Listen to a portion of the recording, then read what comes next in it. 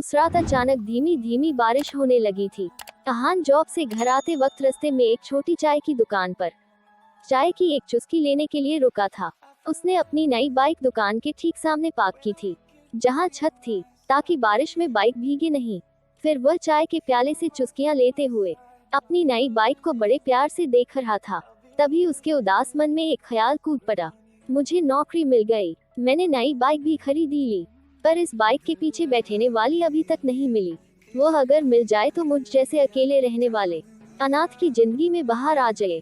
तभी अचानक बारिश में भीगते हुए एक लड़की उस दुकान में आई और अहान की बाइक के पास खड़ी हो गई। उसने बाइक की पिछली सीट पर बैग रखा और अपनी भीगी ओढ़नी से बारिश का पानी निचोड़ने लगी।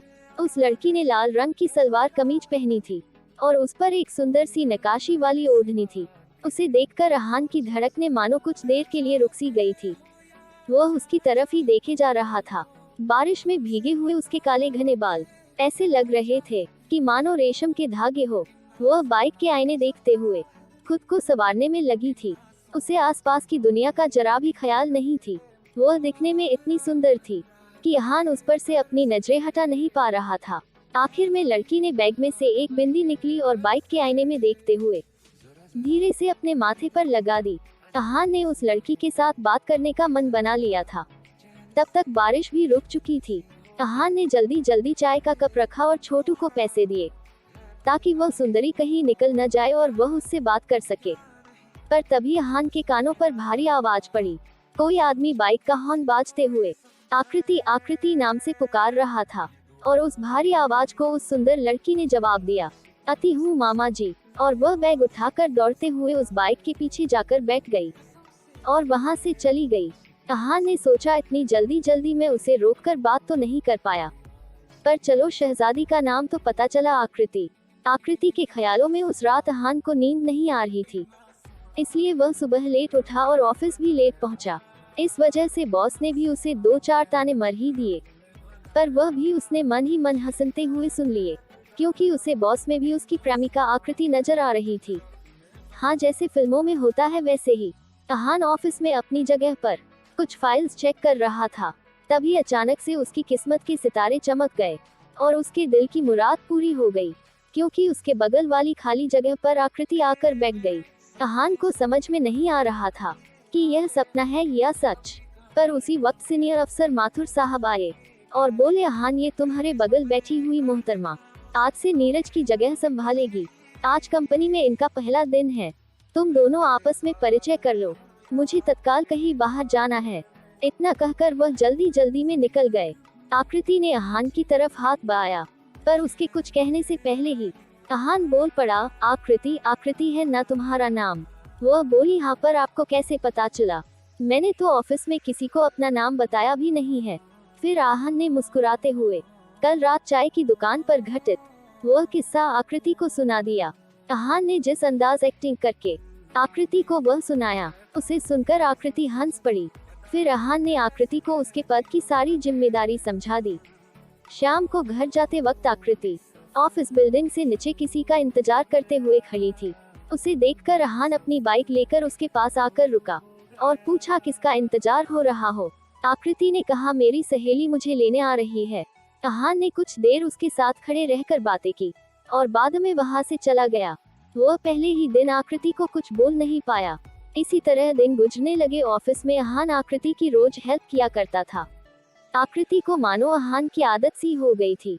वह दोनों साथ में ही चाय पीते, लंच करते। अहान के ध्यान में हमेशा आकृति ही रहने लगी थी। वह उससे अपने प्यार का इजहार करने के लिए सही समय का इंतजार कर रहा था, लेकिन उसे वह मिल नहीं रहा था। आकृति को हर रोज कोई न कोई लेने आता था, या फिर वह बस से घर चली जाती थी। अहान ने उससे कई दफा पूछा भी था, क्या मैं तुम्हें घर पर ड्रॉप कर दूं? पर उसने हर बार मना कर दिया था। पर एक दिन किस्मत अहान पर मेहरबान हो गई। अहान की शिफ्ट 1 घंटा बढ़ा दी गई थी, इसलिए वह ऑफिस से लेट बाहर निकला और नीचे देखा तो आकृति रोज की तरह ऑफिस से समय पर निकल चुकी थी, पर वह अभी भी ऑफिस के सामने वाले बस स्टॉप पर ही खड़ी थी। वहां पर न बस आई थी, न उसकी कोई दोस्त उसे लेने आई। अहान ने फटाफट बाइक निकली और उसके पास जाकर खड़ा हुआ और बोला, अब तो चलो। फिर आकृति भी मुस्कुराते हुए बाइक पीछे आकर बैठ गई। और जब उसने नेहान के दाहिने कंधे पर हाथ रखा, तब अहान को ऐसा लगा कि उसे सारा जहां मिल गया हो। अहान ने तुरंत उसे प्रोपोज करने की ठान ली और वहीं पर बाइक रोकी जहां उसने पहली बार आकृति को देखा था। आकृति बाइक को बीच में रुकाने पर भी कुछ नहीं बोली थी। वह भी उसके साथ उस चाय की दुकान में जाकर बैठ गई। तभी अहान ने आकृति का हाथ अपने हाथ में लिया और एक घुटने पर बैठकर कहा, आई लव यू आकृति, मैं तुमसे बहुत प्यार करता हूँ।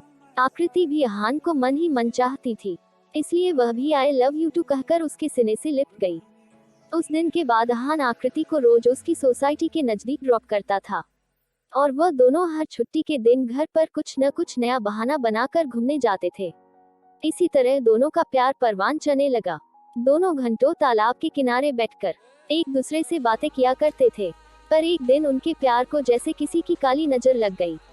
आकृति के मामा ने उसे अहान के साथ बाइक पे घूमते हुए देख लिया था और जब दूसरे दिन आकृति जॉब पर पहुंची तब उसने दिन भर अहान से बातें नहीं की। वो दिन भर आकृति की तरफ ही देख रहा था, पर आकृति ने उससे नजरें नहीं मिलाई, पर अहान ने उसकी आंखों में नमी देख ली थी। शाम को पार्किंग एरिया में आकृति अहाना का ही इंतजार कर रही थी और जब अहान ने उसे देखा तो वह दौड़ते हुए उसके पास गया। उस वक्त आकृति बोली, अहान, हमारा प्यार अब इससे आगे कभी नहीं जा सकता, तुम्हें मुझे हमेशा के लिए भूलना होगा। अहान की आंखें भर आई थी। उसने पूछा, पर क्यों? तभी उसे पीछे से एक भारी आवाज सुनाई दी, मैं बताता हूँ क्यों। वहाँ आकृति के मामा जी आए थे।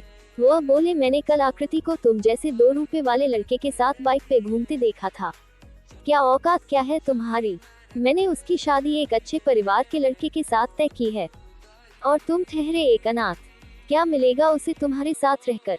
जवाब में अहान सिर्फ इतना बोला, मैं आकृति से सच्चा प्यार करता हूँ और वह भी मुझे उतना ही चाहती है। आकृति सब खामोशी से सुनते हुए नीचे जमीन की तरफ देखकर फुट-फुट कर रो रही थी। वह अपने मामाजी के डर से अहान से आंखें भी नहीं मिला रही थी। कुछ ही देर में आकृति के मामाजी उसे वहां से ले गए और बेबस अहान उसे बस देखता ही रह गया। जब अहान अगले दिन ऑफिस पहुंचा तब उसे पता चला कि आकृति ने ऑफिस छोड़ दिया है। फिर उस दिन से अहान जैसे अंदर से टूट गया था। उसका काम में मन नहीं लग रहा था और कुछ दिनों बाद उसने ने भी ऑफिस आना बंद कर दिया। अहान अब अपने आप में खोया खोया रहने लगा था। वह जिन दोस्तों से रोज मिलता था उनके पास से गुजरता, पर बातें नहीं करता था। सभी दोस्तों में उसका एक सबसे अच्छा दोस्त था, राघव, जिसे हमेशा अहान की चिंता लगी रहती थी। राघव को अहान को तकलीफ में देख नहीं सकता था, इसलिए वह एक रात को उसके घर पर गया, पर वहां 12 बजे तक इंतजार करने पर भी अहान नहीं आया। फिर उसने पड़ोसियों से पूछताछ की। उन्होंने बताया कि आजकल वह कभी कभी ही घर आता है और जब भी आता है तब नशे में धुत होता है। राघव को इस सब की जद तक पहुंचना था, इसलिए दूसरे दिन सुबह सुबह उसने अहान के ऑफिस जाकर उसके एक दोस्त से सारी बातें पता करी और किसी तरह आकृति का भी मोबाइल नंबर और घर का पता भी ले लिया। तभी इन सब के बीच में एक अनहोनी हो गई। उसे अहान के पड़ोसियों ने फोन करके बताया, अहान ने जहर खाकर आत्महत्या करने की कोशिश की है, पर हमने उसे हॉस्पिटल में एडमिट कर दिया है। यह सब सुनकर राघव हॉस्पिटल जाने के बजाय अपनी गर्लफ्रेंड को लेकर आकृति के घर गया। किस्मत से उसके घर पर कोई नहीं था, इसलिए आकृति को अहान के बारे सब कुछ बांटने में मुश्किल नहीं हुई। जब आकृति को अहान के आत्महत्या के बारे में पता चला तो वह तुरंत उन दोनों के साथ हॉस्पिटल में पहुंची। आकृति ने अपने मामा को एक सहेली के एक्सीडेंट के बारे में बहाना बना के यकीन दिलाया और रात होने तक हॉस्पिटल में ही रुकी रही। और जब अहान ने आंखें खोली तब वह रोते हुए उसके सीने से लिपट गई और बोली, मैं भी तुम्हारे बिना अब जी नहीं सकती अहान। फिर कुछ ही दिनों में दोस्तों की मदद से दोनों ने शादी कर ली और उसके बाद वह दोनों उस शहर में कभी नहीं दिखे। उन्होंने अपनी जिंदगी के लिए नया ठिकाना ढूंढ लिया और एक दूसरे में हमेशा के लिए खो गए।